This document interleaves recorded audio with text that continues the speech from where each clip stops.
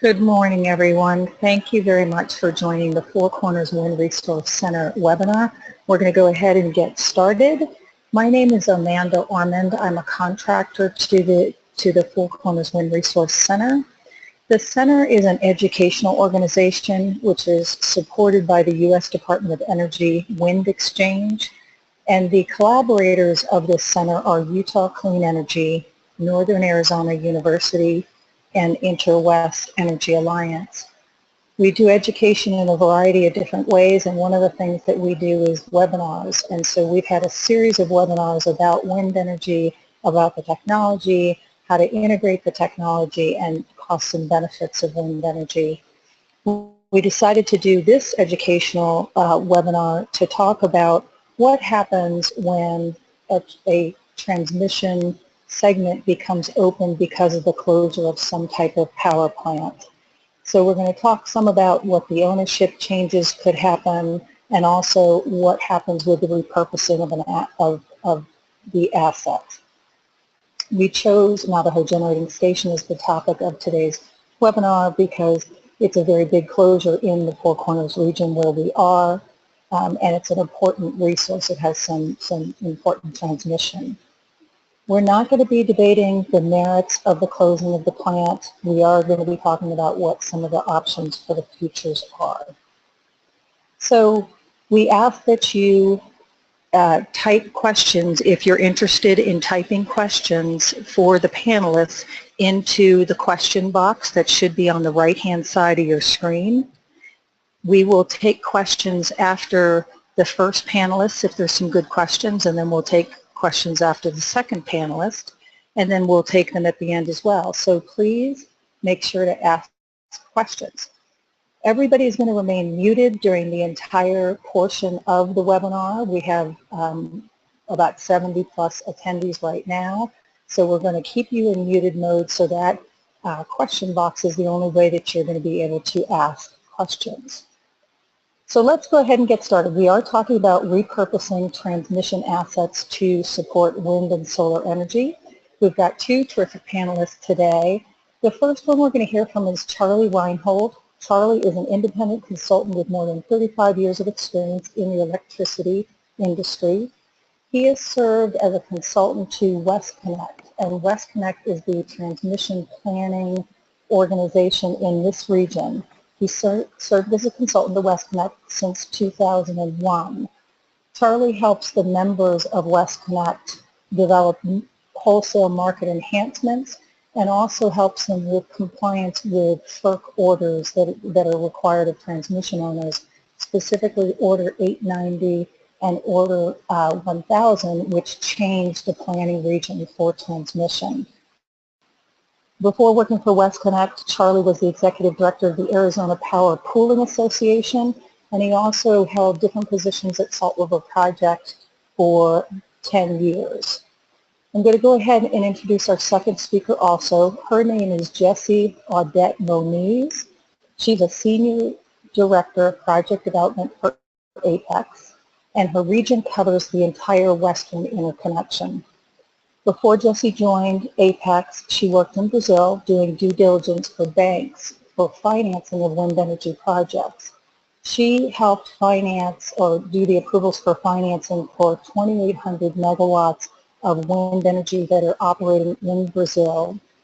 She also has experience in the United States and in Canada, and she has 500 megawatts of projects, solar projects that she helped develop that are now in construction. And she worked on over 500 megawatts of wind projects that actually are now in operation.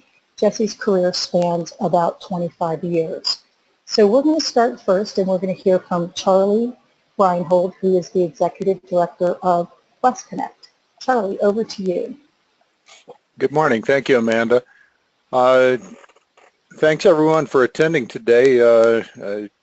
This is a good opportunity to discuss a pretty critical part of our transmission system within northern Arizona, and talk about some of the potentials for repurposing if some of the existing announcements that we hear do come to pass.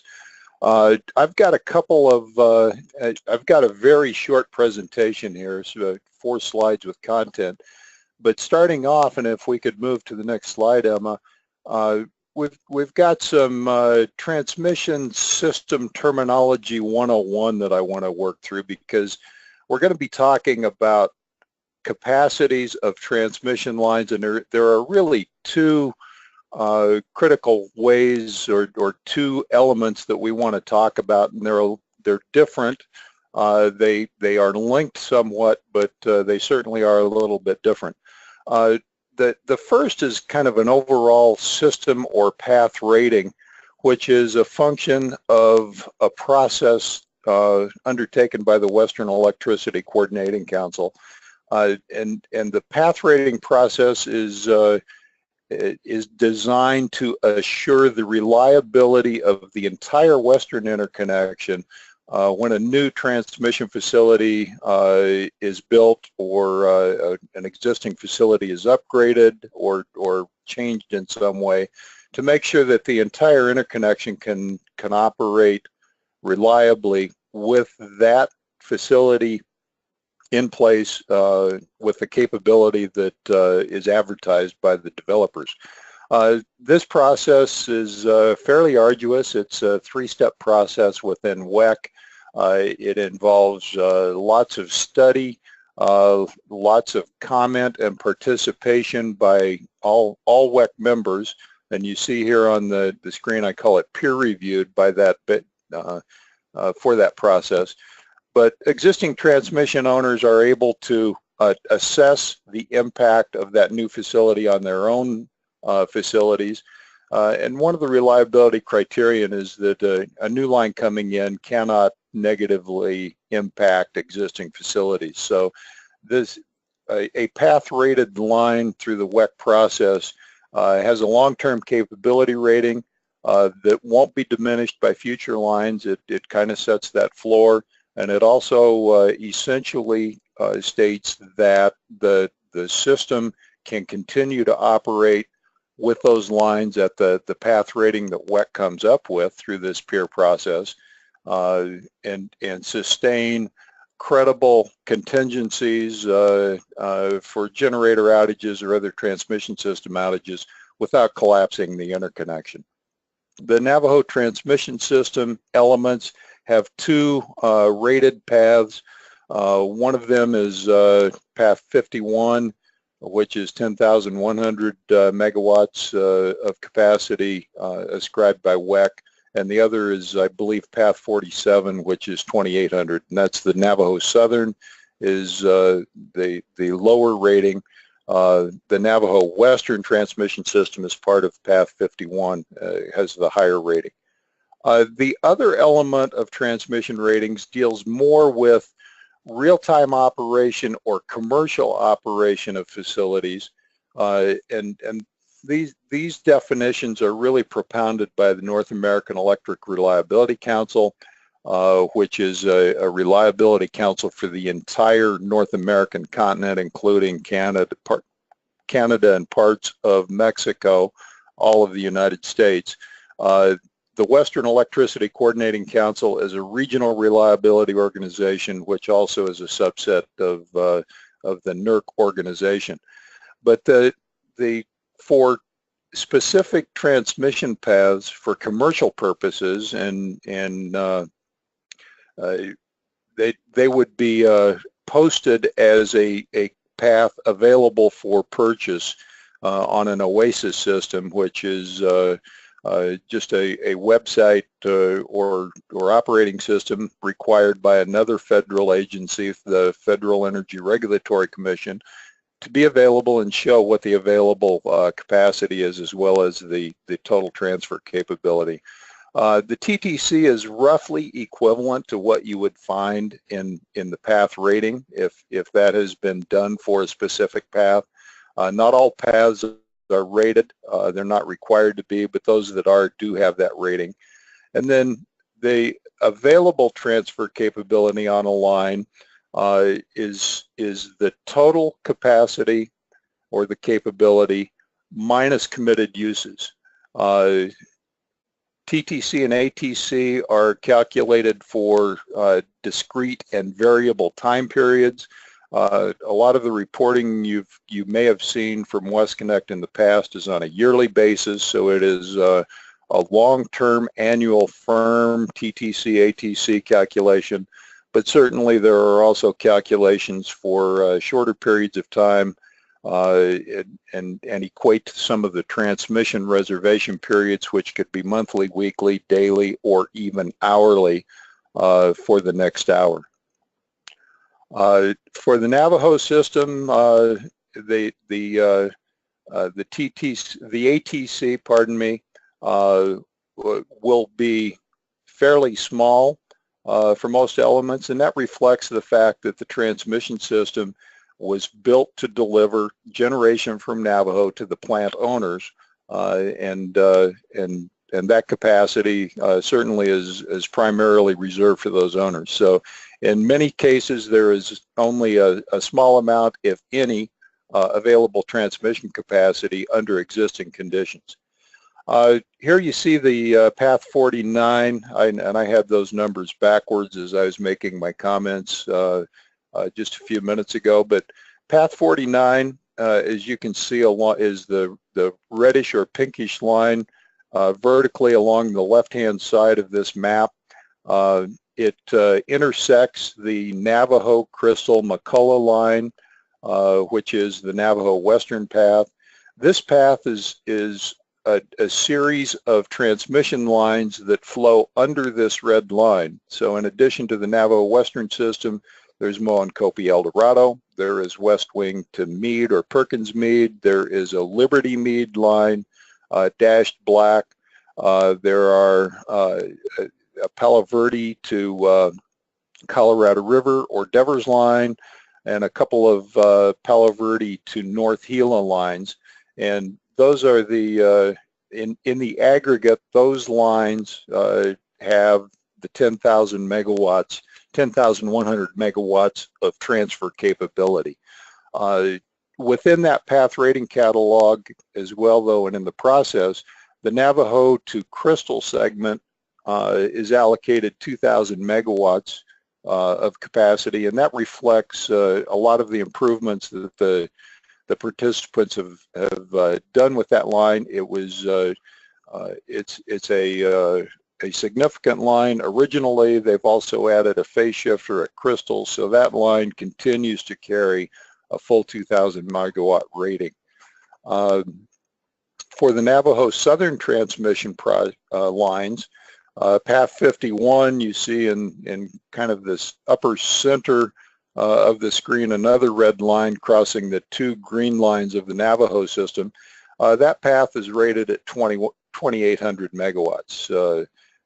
Originally that line only had one element with an interconnection at Moenkopi. Over the years, additional interconnections have been made at substations, as you see here, Cedar Mountain, Yavapai, Dugas, Morgan, and West Wing. It is the final termination of the Navajo lines. So these two lines comprise the delivery system for Navajo generation, 2,000 megawatts in the western system, 2,800 megawatts in the southern system. There is good redundancy built in to deliver the entire 2,250 megawatts of generation available at Navajo when it's fully operational. And the next slide gives you an indication in percentage terms of who the owners are in the system and what their percentage share of the transfer capability of those elements are. Percentages, I know way back in my Salt River project days working in participation projects, the allocations when they're expressed in percentages eliminate a lot of the arguments about what happens if capacity is expanded or decreased when discrete megawatt allocations are stated. So in this manner, you know, everyone benefits or everyone loses a little bit if capacity goes down. They all benefit a bit if capacity goes up, and they do so proportionally. So this is these are existing owners. As you can see, Los Angeles Department of Water and Power continues to be an owner of elements of the transmission system at Navajo, even though they have relinquished their generation interest in the plant. If you were to look for available transmission capacity, that ATC for all of those entities other than LADWP will be relatively small for long periods of time. If a plant is curtailed for any reason, there might be some available capacity during that curtailment. But LADWP has been showing over the past couple of years quite a bit more available capacity on their elements. So that is essentially the next slide is just a thank you for listening. And Amanda, I will turn it back to you if there are any questions. Yeah, Charlie, thank you. There are a number of questions. So let me start with this. Do owners lose, quote, their ownership rights when the plant shuts down? Ownership rights in the transmission system? Yes. No. The transmission system, it is separate from generation. The existing owners will continue to own those transmission assets. Okay, so then there's a whole kind of a number of questions underneath that. So one question here is, when in the process would ownership come up for available developers of renewable energy projects, or would it ever come up for renewable energy projects? Additional ownership would need to be negotiated with the participants. I think but the capacity on the line will likely become available for purchase and use by someone. Certainly those existing owners may develop new resources and they would use capacity for their own load serving purposes, but to the extent there are no committed uses commensurate with what the Navajo generation is, the generating capacity is, that new capacity will likely be available for purchase. Okay. Can we show the slide again, the last slide, the map? Oh, no, I'm sorry, the percentages. Someone asked for the percentages. Percentages? Yeah, okay. Great. So if we can just stay on that slide. So I have another question. The map showed that power, or the lines all going towards California, going to the west. So this question is, can power be sent from the Navajo generating station area east? The owners of Navajo do not own transmission going directly east. There is a Four Corners, a Shiprock to Glen Canyon line which passes very close to the power plant, but I don't believe it is interconnected to the 500, and there is only a very small lower voltage tie between Glen Canyon and Navajo for some reliability backup power. Okay. Okay. Here's another question. So if a transmission owner, so say one of those utilities with those percentages, decides that they're not going to need to use their transmission, at what point in the closure process of the plant or after closure might an owner decide to give up its ownership rights? So this question seems to be around development. You know, what's the timing? Do we know when an owner might make their transmission available? No, I certainly don't. And that's you know, that's a decision for each of the owners to make on their own. And I suspect they all have their own timetables for any decision, if there will be a decision to relinquish any ownership in transmission. Okay. And one last question. It says available transmission must be posted on the OASIS site. So you might want to explain what that is. And then it says, for a closure like this, would capacity show up in OASIS, and if yes, when? So first, what is OASIS? OASIS is Open Access Same Time Information System, and it's a computerized posting required by the Federal Energy Regulatory Commission under, I believe, Order 2000, which was requiring open transmission access and for all users of the system to have the information available at the same time.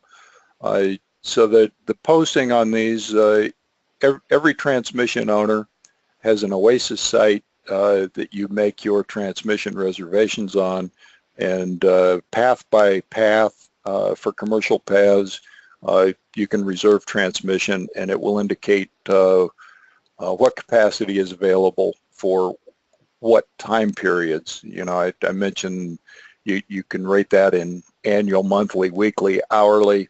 Those will likely be different amounts if you are looking for one or the other of those time periods.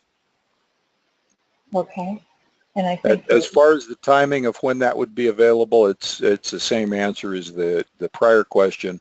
That is up to each of the owners of this. Certainly whenever Navajo generation is not available, even say for instance today in the current operations, if a unit is down for maintenance and overhaul, there is additional transmission capacity available, and that ought to show up on the OASIS as well during those periods. Okay. Okay. So the owners have a lot of control in what they do with the assets that they own, which is the transmission transfer capability. Here's one more. How does FERC Order 1000 affect transmission rights after the plant shuts down? I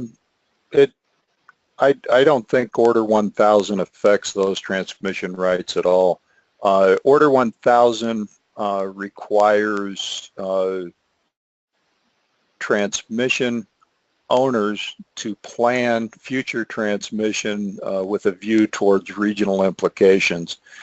So it's really focused more on new transmission coming in rather than the existing transmission and how its use may vary versus how it was originally designed to be used. Okay. And I keep saying one more question, but I keep getting questions, so I'm going to keep asking them. There's a question in here about if there are competing claims for the transmission space. So we've already established that it's up to the utility to decide whether it's keeping the transmission capacity it has, or if it's going to not use it, then it can offer it, and it would show up in the OASIS site. If there are, say, competing developers for transmission access or that transmission space, how does that get decided? For the non-owners looking for use of the transmission system, that is all part of the rules of the road of use of the OASIS system. Essentially, it's a first in with a confirmed reservation on transmission capacity gets the transmission capacity. So those requests are all logged as soon as they are committed to and approved and tagged. Then that entity that has that tagged transaction is essentially guaranteed that if it is a firm transmission path or a firm transmission reservation.